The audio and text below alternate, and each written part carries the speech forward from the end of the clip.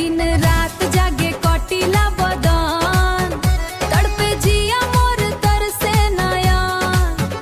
काहे दूरी बढ़ल से जान, काहे दूरी बढ़वला ए जानी में। राजा लेकर आओ ठंडा पानी में, आग लागल बा जवानी में।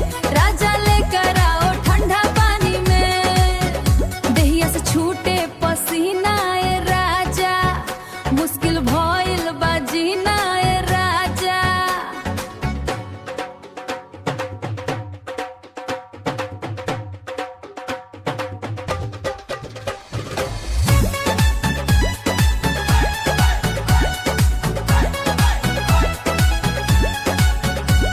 अंगारा जैसन बदन मोर दहके, तोहरी सूरत ते देखी मन मोर बहके।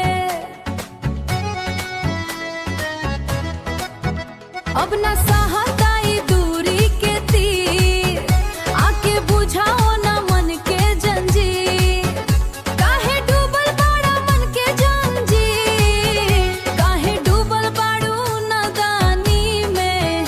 राजा लेकर आओ ठंडा